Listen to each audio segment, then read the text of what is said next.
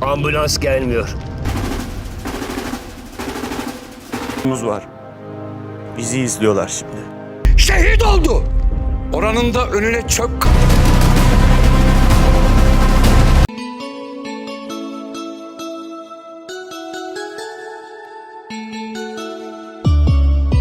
Di video kali ini, kita akan menonton film yang berjudul Boru, yang dirilis tahun 2018. Tanpa banyak spoiler di awal, santuy dan nikmati sambil minum kopi. Film dimulai dengan sebuah ledakan di dekat gedung kantor pemerintah Pusat Komando Operasi Khusus Polisi di Ankara. Seorang pria bernama Kaya, dan seorang gadis kecil di apartemen terdekat menyaksikan ledakan ini. Dan hampir tidak selamat, adegan berikutnya menunjukkan orang-orang yang terluka menangis minta tolong di dalam gedung. Seorang polisi Turan bangkit dari APC polisi dan membantu sesama personel dalam bencana ini. Sementara itu, dia mengetahui bahwa salah satu rekannya wanita Asena meninggal. Adegan bergeser ke seorang anak di sekolah, di mana gurunya mengatakan kepadanya bahwa negara akan menjaganya sekarang, dan tidak mengkhawatirkan masa depannya, karena dia yatim piatu, namanya Kemal. Ada anak laki-laki lain, yang sedang membuat sketsa serigala di tangannya. Dia ditanya tentang namanya tapi dia bilang dia dipanggil yatim piatu. Belakangan kita tahu bahwa dia adalah Tolga. Adegan berikutnya menunjukkan mereka sebagai pria dewasa. Tolga sedang berbicara dengan rekannya tentang penyerangan di kota dengan pasukan berseragam militer. Di sini rekannya ingin menanyakan sesuatu tentang Kemal yang mereka tawan, tetapi Tolga menolak menjawab apapun. Kemal diikat ke kursi di ruangan, di mana beberapa mayat tentara tergeletak di lantai bersama dengan kepala suku Turgut yang setengah mati. Entah bagaimana, dia berhasil melepaskan diri dengan bantuan-bantuan tentara yang terluka. Sekali lagi kita melihat tempat terjadinya ledakan di film, di mana para polisi berjuang untuk bertahan hidup dan menyelamatkan orang lain. Kepala polisi memerintahkan bantuannya Turan untuk pergi menemui putrinya. Dia pergi ke apartemen yang sama dengan yang kita lihat di awal. Dia menemukan putrinya dan Kaya hidup. Dia memeluk gadis kecil itu dan berterima kasih kepada kakaknya Kaya karena telah menyelamatkan putrinya. Di saat berikutnya, seorang pria militer mengelabui rekan satu timnya dan membantu Kemal melarikan diri. Dia sedang bermain dengan tim Tolga, yang datang ke sana untuk membunuh ketua Turgut. Di sisi lain, di Komando Operasi Polri, Kapolres Irfan mengumpulkan semua polisi yang masih hidup, dan meminta mereka untuk bersiap-siap melawan para pemberontak, dan memuat amunisi ke dalam kendaraan.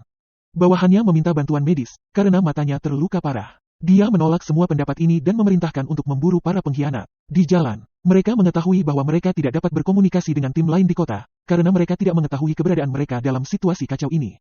Melalui sambungan nirkabel, sang kepala mendapat berita tentang hilangnya Kemal dan kepala Turgut. Sementara, di sisi lain, Kemal sedang menyelamatkan ketuanya Turgut bersama seorang rekan penyelamat tentara.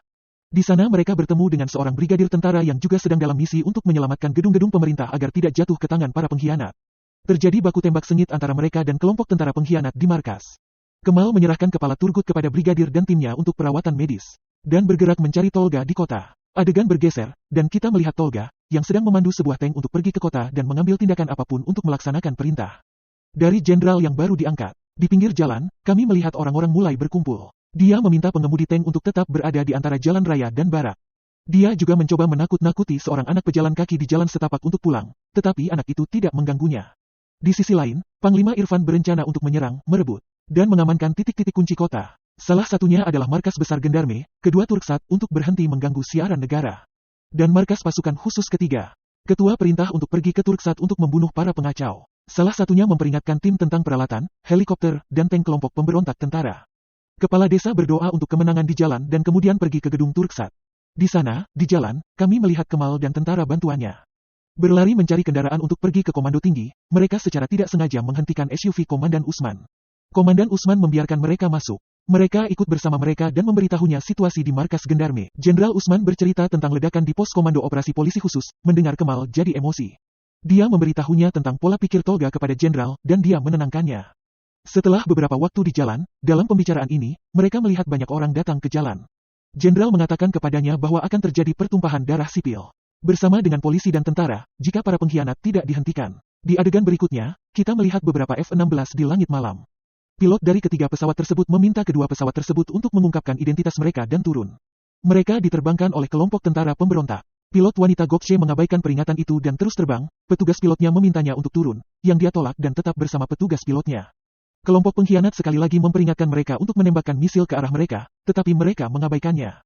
Kemudian mereka melepaskan tembakan dari jarak jauh dari sayap pesawat tempur Gokce, dan memperingatkan mereka untuk menembak langsung jika mereka mengabaikannya lain kali. Mereka mengabaikannya lagi, dan mengubah arah penerbangannya. Di darat, radio APC Kepala Irfan menerima komunikasi dari F-16 Gokce. Selama pembicaraan mereka, dia memberitahu mereka bahwa jalur frekuensi mereka telah dihantam oleh musuh. Chief Irfan dan rombongannya pergi ke stasiun Turksat untuk merilis layanan telekomunikasi dan pesan di negara tersebut. Dia memerintahkan timnya bahwa jika sesuatu terjadi padanya, kapten baru akan menjadi Barbaros. Di sisi lain, Kemal dan Komandan Osman pergi ke markas. Jenderal Osman memberitahunya bahwa seluruh gedung penuh dengan tentara pengkhianat. Jenderal memberitahu dia tentang relay pengacau khusus yang melindungi pasukan dari penyusup. Dia ingin relay jamming itu dimatikan. Kemal menindaklanjuti idenya dan mengalihkan perhatian Tangki. Dia meminta tentara untuk melapor ke Tolga di gerbang utama, karena dia akan menjaga pengacau di sana. Tangki pergi dari lokasi pengacau, meninggalkan Kemal berdiri di sana. Di sisi lain, ketika tim ketua Irfan sedang menjalankan misi untuk memulai Turksat, mereka sampai di sana. Mereka menggeledah seluruh gedung tetapi tidak dapat menemukan siapapun di sana. Turan memperbaiki lampu listrik gedung, sementara itu mereka naik ke atap untuk memperbaiki router sinyal dengan tergesa-gesa. Saat mereka sedang memperbaiki jalur sambungan di antena, sebuah helikopter pemberontak muncul di sana. Mereka berlari kembali ke Van APC sementara Kaya tetap di atap untuk menjalankan antrean ke Letnan Udara Gokce. Kemudian kami melihat pertempuran udara di langit. Di darat, Van kepala menembaki helikopter untuk mengalihkan perhatiannya dari Kaya. Saat Kaya memperbaiki jalur komunikasi dengan Gokce, dia menyuruhnya untuk menemukan Kolonel Alper. Helikopter melepaskan tembakan ke arah Kaya, dia berlari menuju APC. Di adegan berikutnya, kita melihat Kemal dan Komandan Usman di belakang palang Mabes, tempat Tolga dan kelompoknya sibuk menjaga jammer relay menyala. Salah satu tentara Osman memberitahu dia bahwa pengacau sudah mati sekarang. Kemal memeriksa pergerakan Tolga dan kompinya. Setelah beberapa waktu, Turan mendapat telepon dari Kemal. Dan dia meminta dukungan cadangan. Panglima Irfan dan Komandan Osman berbicara dengan menyenangkan. Prajurit Osman memindai frekuensi nirkabel Tolga, membiarkan Kemal berbicara dengannya. Dia mengingatkannya tentang perilakunya yang kejam terhadap para simpatisannya. Kemal memanipulasi pikirannya dengan beberapa peristiwa masa lalu. Tolga memerintahkan untuk meledakkan gedung pengacau dengan tangki dengan pikiran yang dimanipulasi. APC pimpinan Irfan memasuki terowongan, setelah terus-menerus menembaki helikopter. Mereka membagi tim menjadi dua untuk menangani helikopter, dan meminta bantuan Kemal di markas dengan taksi. Dalam perjalanannya, Barbaros mendapat panggilan telepon dengan ayahnya, yang mendorongnya untuk bertarung dengan baik melawan para pengkhianat. Dia keluar di jalan bersama warga sipil lainnya untuk menghentikan upaya kudeta. Dalam panggilan telepon ini, kami mengetahui bahwa ayahnya adalah seorang pensiunan tentara. Di langit, Gokce menemukan pesawat bahan bakar dan memperingatkannya untuk pergi ke pangkalan. Saat berada di darat, APC kepala menembak jatuh helikopter setelah baku tembak yang intens. Tim Kaya dan Kemal bertemu di SPBU. Mereka berbicara tentang korban dan kesyahidan orang yang mereka cintai. Kemal terlihat sentimental di sini, dan ditampilkan dalam adegan saat dia ingin menembak dirinya sendiri dengan senapannya. Dia putus asa setelah berita kematian Asena. Dia bersumpah untuk membalas dendam dan membunuh Tolga terlebih dahulu. Di sisi lain, kepala suku Irfan bertemu dengan Kolonel Alper dan menanyakan kabar terbaru dan perintah baru untuk misi tersebut. Sementara itu, mereka mengetahui bahwa salah satu anak buah mereka terluka. Dia memerintahkan orang lain untuk membawanya ke rumah sakit. Komandan Osman berbicara kepada tentara dan veteran di SPBU untuk melawan para pengkhianat dan merebut kembali markas. Adegan bergeser ke arah kepala Irfan, yang juga berbicara kepada penduduk setempat untuk membantu mereka, untuk memasuki pusat komando penyiaran. Dia mengatakan kepada mereka untuk menghormati seragam karena telah menang selama beberapa dekade. Dia bersumpah untuk menghormati negara serta seragamnya. Penduduk setempat kemudian membiarkan mereka lewat ke tengah. Sekarang, kami melihat Umer telah membawa rekan polisinya ke rumah sakit dan meminta bantuan medis. Namun kondisinya semakin parah. Di pusat komando, kepala suku memecahkan pengacau dan generator, meninggalkan tim pengkhianat dengan tangan kosong. Komandan Osman membawa anak buahnya ke markas. Mereka mengucapkan selamat tinggal sebelum memasuki zona risiko. Penembakan intens terjadi di sana. Pria dari kedua sisi terbunuh. Ketika sebuah tank tiba di sana, Kemal meminta amunisi anti-tank. Dia disuruh pergi ke lantai 2 gedung markas. Dia mengirim 2 orang mereka untuk mengambil amunisi itu. Mereka mengambil itu. Turan mengalihkan perhatian para tanker sementara yang lain menyerang rudal itu ke tank. Pada saat yang sama, Kemal melihat Tolga dan anak buahnya mencoba melarikan diri dengan helikopter. Kemal meminta Kaya untuk terus menembaki helikopter untuk menjauhkan Tolga darinya. Sekarang mereka bertarung satu sama lain. Di akhir pertarungan, Tolga mengungkapkan cinta rahasianya pada Asena. Sedangkan cintanya pada Kemal. Pada akhirnya, dia membunuh Tolga. Film ini menampilkan adegan pagi di sini. Kita melihat Turan dan Kemal berbicara tentang beberapa hal pribadi serta filosofi hidup dan dunia. Turan bersumpah untuk menjadi saudaranya selamanya. Tibalah adegan pemimpin Turki Mustafa Kemal Atatürk, yang sedang berbicara dengan jenderalnya tentang beberapa hal penting. Dia membiarkan dia menulis kata-katanya. Dia meminta jenderalnya untuk menulis bahwa tentara Turki akan menjauhkan diri dari politik dan urusan pemerintahan. Kemudian kami melihat orang-orang dari seluruh penjuru kota membantu menangkap pelaku militer. Yang terluka mendapat bantuan medis, dan terbunuh dijemput. Di sini kita melihat pilot F-16 Gokce untuk pertama kalinya di sini. Di sini kita melihat pidato Kaya di kantor Komando Operasi Khusus Polisi.